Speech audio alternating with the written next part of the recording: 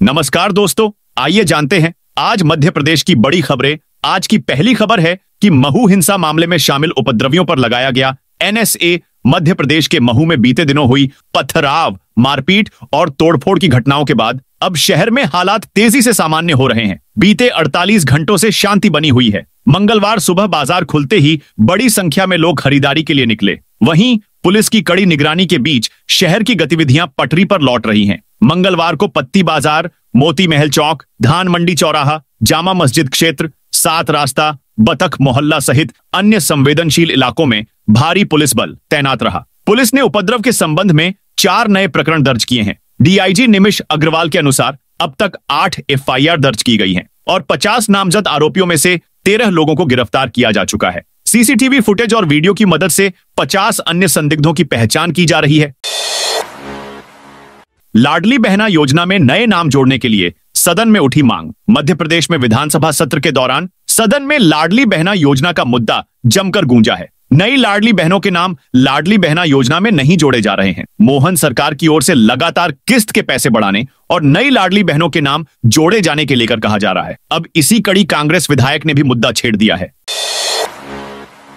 MP में 90% लाने वाले बच्चों की 3 बार चेक होगी कॉपी। एमपी में 10वीं और 12वीं की परीक्षाएं जारी हैं। इसके साथ ही कॉपियों के मूल्यांकन की शुरुआत होने जा रही है। राजधानी में इसके लिए सेंटर तैयार हो चुका है। मंडल ने मूल्यांकन के लिए निर्देश जारी कर दिए। इसके तहत उन कॉपियों की जांच 3 बार होगी जिन्हें 90% से अंक आए होंगे। अंकों को जोड़ने में अगर शिक्षक गलती करता है तो उस पर जुर्माना होगा। एमपी में किसानों को बड़ी सौगात। एमपी के उप मुख्यमंत्री और वित्त मंत्री जगदीश देवड़ा ने विधानसभा में वित्तीय वर्ष 2025 से 26 के लिए बजट पेश किया। 4,21,032 करोड़ रुपए के इस बजट में कोई नया कर नहीं लगाया गया है। 1 घंटे 32 मिनट के बजट भाषण में वित्त मंत्री ने सभी वर्गों को साधने की कोशिश की। खास तौर पर महिलाओं, युवाओं और किसानों के लिए बड़ी घोषणाएं की गईं। बजट में बहुचर्चित लाडली बहना योजना की राशि नहीं बढ़ाई गई, लेकिन उनको अटल पेंशन योजना से जोड़ा गया है। उज्जैन में सिंहस्थ 2028 की तैयारियों के लिए भी भारी भरकम राशि का प्रावधान किया गया है। सीएम मोहन यादव ने बजट को हर वर्ग के विकास और विश्वास का बजट बताया है। उन्होंने कहा कि किसानों को नकद भुगतान के लिए 1000 करोड़ का फंड रखा गया है। लाडली बहनों को पेंशन योजना से जोड़ेंगे। वित्त मंत्री जगदीश देवड़ा ने विधानसभा में वित्तीय वर्ष 2025 से 26 के लिए 4,21,032 करोड़ रुपए का बजट पेश किया। इसमें कोई भी नया टैक्स नहीं लगाया गया। चुनाव में गेम चेंजर साबित हुई लाडली बहना योजना की राशि बजट में बढ़ाए जाने की उम्मीद थी, लेकिन ऐसा नहीं किया गया। हालांकि उनको पेंशन योजना से जोड़ने का ऐलान जरूर हुआ है। सरकार किसानों को दूध पर प्रति लीटर 5 रुपए बोनस देगी। वहीं सरकारी कर्मचारियों के 7वें वेतनमान के महंगाई भत्ते का रिवीजन 1 अप्रैल 2025 से किया जाएगा। भोपाल इंदौर मेट्रो के लिए 850 करोड़ रुपए। राजधानी भोपाल की बेहद व्यस्ततम सड़क लिंक रोड नंबर 1 के व्यापम चौराहे पर 53 करोड़ रुपए से करीब 1.25 किमी लंबा नया फ्लाईओवर बनेगा। इससे वल्लभ भवन, जेल पहाड़ी आने जाने वाले लोग बिना जाम में फंसे निकल सकेंगे। भोपाल इंदौर स्टेट हाईवे पर फंदा के पास भी 33 करोड़ रुपए और सूखी सेवनिया के पास 48 करोड़ रुपए से 2 नए फ्लाईओवर बनाए जाएंगे। बुधवार को मध्य प्रदेश के बजट में इन तीनों फ्लाईओवर को मंजूरी दे दी गई है। इसके अलावा करीब 300 करोड़ रुपए से 38 सड़कों का निर्माण भी होगा। इनमें ज्यादा सड़कें शहर की है। एमपी के गांव, शहर और तहसीलों में बनेंगी चकाचक सड़कें। मध्य प्रदेश में सड़कों का नेटवर्क तेजी से बढ़ रहा है। बड़े स्तर पर चल रही सड़क परियोजनाओं का उद्देश्य केवल सड़कों और राजमार्गों का निर्माण ही नहीं, बल्कि राज्य के हर नागरिक के जीवन को सरल और समृद्ध बनाने के लिए कदम उठाए जा रहे हैं। केंद्र द्वारा लगभग 40,000 करोड़ रुपए की सड़क परियोजनाओं से मध्य प्रदेश में स्थायी आधारभूत संरचना विकसित होगी। विधानसभा में उप मुख्यमंत्री और प्रदेश के वित्त मंत्री जगदीश देवड़ा द्वारा बजट पेश किया गया। इस बजट में लोक निर्माण कार्य के लिए 2500 करोड़ रुपए का बजट में प्रावधान मिला है, जिसके तहत एमपी के गांव, शहर और तहसीलों में सड़कों का निर्माण किया जाएगा।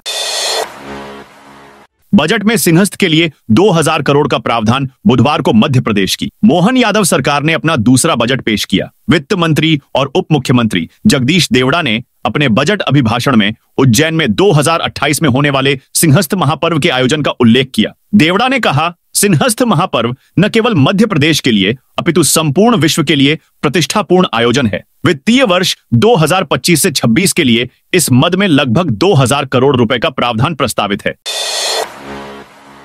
इंदौर में नींबू की आवक और डिमांड बढ़ी। इंदौर की देवी अहिल्याबाई फल एवं सब्जी मंडी में नींबू की आवक बढ़ने लगी है। महाराष्ट्र के श्रीगेंदा और आंध्र प्रदेश के गुडूर से रोजाना 10 से 15 टन नींबू पहुंच रहा है। मध्य प्रदेश के कसरावद और बड़वानी से 1 से 2 टन की आवक हो रही है।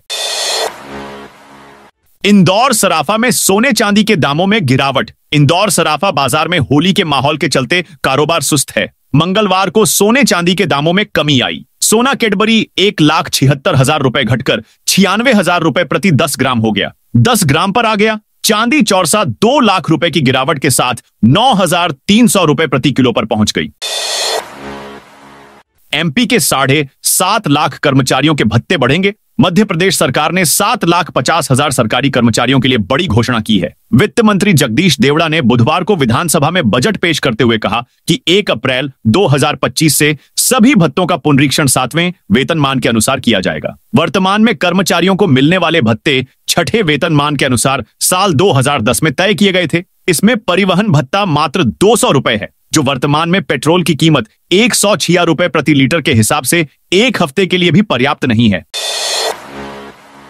लाडली बहना योजना में कट गए लाखों महिलाओं के नाम। मध्य प्रदेश की मोहन सरकार ने बुधवार को बजट पेश किया है। वित्त मंत्री जगदीश देवड़ा ने वित्तीय वर्ष 2025 से 26 के लिए 4,21,032 करोड़ रुपए का बजट पेश किया है। सदन में कांग्रेस विधायक के लाडली बहना योजना से जुड़े सवाल का जवाब दिया गया है। टिमरनी से कांग्रेस विधायक अभिजीत शाह ने लाडली बहना योजना से जुड़ा सवाल सदन में पूछा था, जिसका जवाब सरकार के द्वारा दिया गया है। लाडली बहना योजना में 3,19,991 महिलाओं के नाम काटे गए हैं। इसकी वजह है उनका 60 वर्ष की आयु से अधिक होना। वहीं योजना शुरू होने के बाद से कुल अब तक 15,735 महिलाओं की मौत हो चुकी है।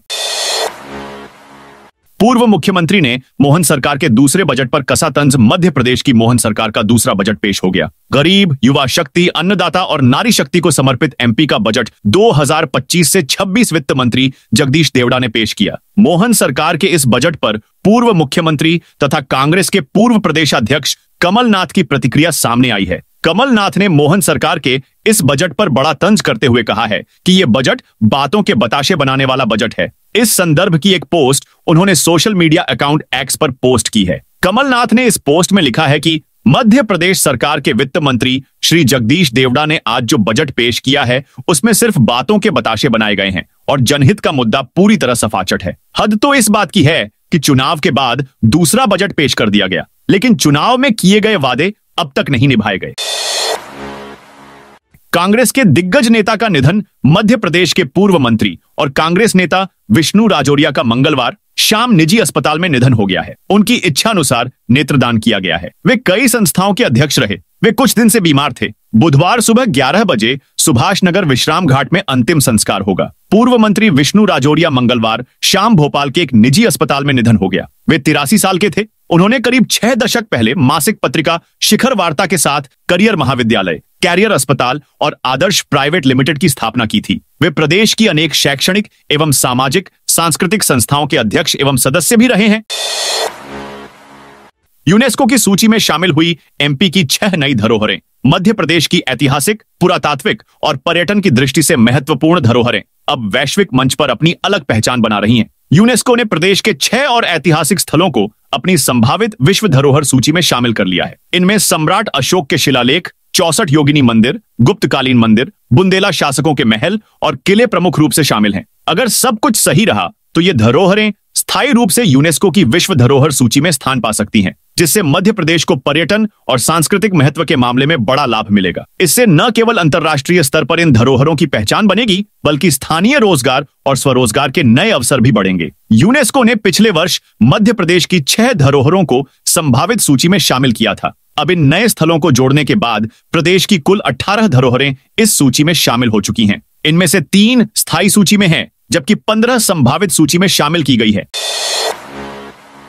5,000 की रिश्वत लेते रीडर गिरफ्तार। मध्य प्रदेश के उज्जैन में लोकायुक्त ने बड़ी कार्रवाई करते हुए रीडर को 5,000 रुपए की रिश्वत लेते रंगे हाथों गिरफ्तार किया है। बताया जा रहा है कि रीडर ने पट्टे की जमीन के दस्तावेज में बदलाव करने की एवज में किसान से रिश्वत मांगी थी। दरअसल महिदपुर निवासी हाकम चौहान की खेड़ा खजूरिया गांव में पट्टे की जमीन है। दस्तावेजों में नाम की गलतियां सुधारने के लिए तहसील कार्यालय में आवेदन दिया, जिसमें रीडर दीपा चैलानी ने गलती ठीक करने के बदल 10,000 रुपए की रिश्वत मांगी थी। इस पर हाकम चौहान ने 6 मार्च को लोकायुक्त पुलिस से शिकायत दर्ज कराई।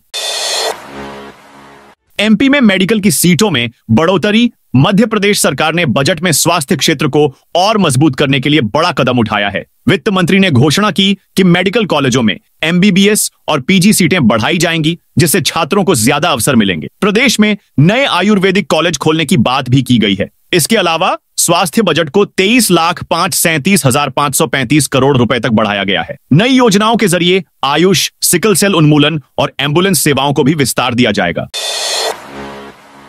एमपी के 29 जिलों में अब पलटेगा मौसम का मिजाज। मध्य प्रदेश में मौसम में तेजी से बदलाव हो रहा है। 2 दिन पहले जहां तापमान में स्थिरता थी, तो मंगलवार को दिन और रात के तापमान में उछाल आ गया। मंगलवार को तापमान में रिकॉर्ड उछाल आया। सूर्यदेव के तीखे तेवर रहे और अधिकतम तापमान 39 डिग्री सेल्सियस दर्ज किया गया, जो सामान्य से 6.2 डिग्री ज्यादा रहा। मौसम विभाग के अनुसार दिन और रात के तापमान में अब आने वाले दिनों में उछाल आएगा। अधिकतम के साथ न्यूनतम तापमान में भी उछाल आ रहा है। न्यूनतम तापमान 20.2 डिग्री सेल्सियस रहा, जो सामान्य से 3.2 डिग्री अधिक था।